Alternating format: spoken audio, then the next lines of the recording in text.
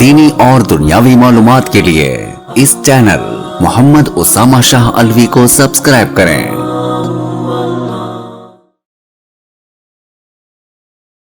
نحمده ونصلی علی رسولہ الکریم، اما بعد فاعوذ باللہ من الشیطان الرجیم، بسم اللہ الرحمن الرحیم، قولوا لا الہ الا اللہ تفلحون۔ تم سب کہو کہ اللہ کے سوا کوئی عبادت کے لائق نہیں، فلاح پا جاؤ گے۔ سبحان ربک رب العزت عما یصفون وسلام علی المرسلین والحمد للہ رب العالمین۔ کلمہ شریف کے فرائض بتاتے ہوئے میں نے پہلا فرض بتایا تھا صحیح کر کے ادا کرنا، دوسرا فرض بتایا تھا سمجھ کے پڑھنا۔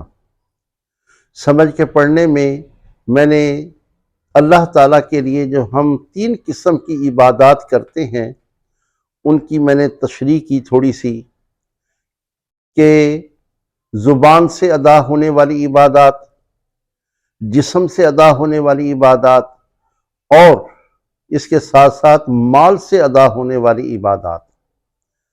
یہ اتنا اہم کلمہ کیوں ہے کہ اس کے اوپر جو ہے نبی علیہ السلام فرماتے ہیں کہ تم لا الہ الا اللہ کہہ لو، کامیاب ہو جاؤ گے۔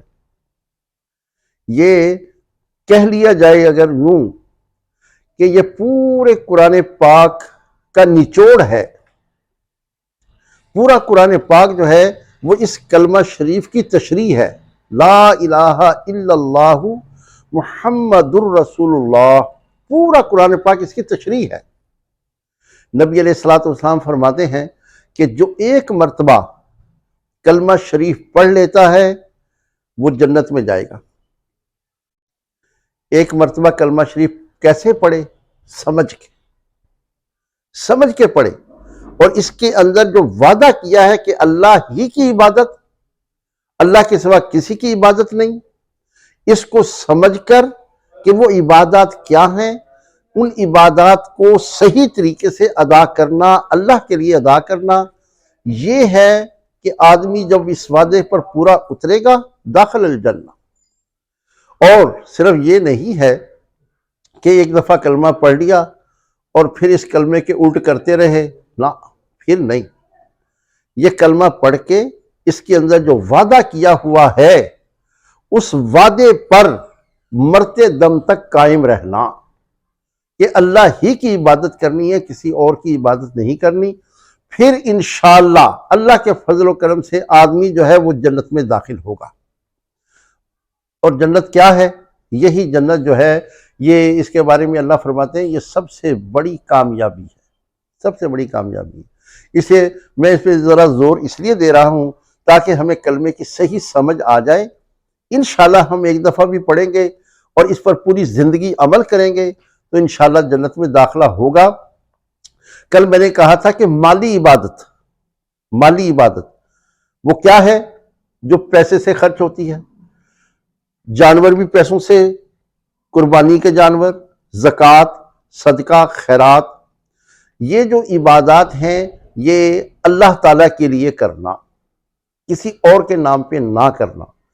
یہ اللہ تعالیٰ شانہ قربانی کے بارے میں ایک چیز ارشاد فرماتے ہیں، لَن يَنَالَ اللَّهَ لُحُومُهَا وَلَا دِمَاؤُهَا وَلَٰكِن يَنَالُهُ التَّقْوَىٰ مِنكُمْ، کہ جو تم قربانی کرتے ہو نا، اللہ تعالیٰ کے پاس نہ تو اس قربانی کا گوشت پہنچتا ہے اور نہ ہی خون پہنچتا ہے۔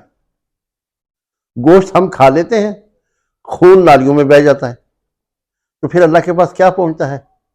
وَلَٰكِن يَنَالُهُ التَّقْوَىٰ مِنكُمْ، تمہاری طرف سے تقویٰ، للہیت۔ تقویٰ کسے کہتے ہیں؟ تقویٰ کہتے ہیں کہ اللہ تعالیٰ سے ڈر کر گناہ کو چھوڑ دینا۔ جو آدمی اللہ تعالیٰ سے ڈر کے گناہ نہیں کرتا، نیکیاں کرتا ہے، وہ نیکیاں اللہ کے پاس پہنچتی ہیں، وہ تقویٰ اللہ کے پاس پہنچتا ہے۔ یعنی کہ جانور خرید لیا ہے، اسے ذبح کر دیا ہے، کس طرح کیا ہے؟ اخلاص کے ساتھ، دکھلاوے کے ساتھ، لوگوں کی واہ واہ حاصل کرنے کے لیے۔ جیسا کریں گے ویسا نتیجہ نکلنا ہے۔ اگر اللہ کے لیے کیا ہے، تقوی اختیار کر کے جانور ذبح کیا ہے، قربانی کی ہے، زکوٰۃ دی ہے، خیرات کیا ہے، صدقہ کیا ہے، اللہ کے لیے کیا ہے، تو اس کا اچھا اجر ملے گا اور اللہ تعالیٰ اس کا اجر دیں گے۔ اور اگر ہم نے لوگوں کے لیے کیا ہے، الریا شرکن، لوگوں کو دکھلاوے کے لیے کہ ہم بڑے جی اچھے ہیں، ہم بڑے خیرات کرنے والے ہیں، لوگوں کو دکھلاوے کے لیے کیا اگر، تو پھر وہ ناکام ہو جائے گا۔ اس کی تفصیل ہے، میں انشاءاللہ پھر بیان کروں گا، وقت نہیں ہے، وہ میں بیان کروں گا۔ بہرحال جو بھی قربانی، جو بھی صدقہ خیرات، جو بھی عبادات، اس میں للہیت ہونی چاہیے، اللہ کے لیے ہونا چاہیے، تقوی اختیار کر کے ہونا چاہیے، پھر وہ قابل قبول ہے۔ اگر تقوی نہ ہو، للہیت نہ ہو، تو پھر وہ قابل قبول نہیں ہے۔ اللہ تعالی ہم سب کو صحیح عمل کی توفیق نصیب فرمائے۔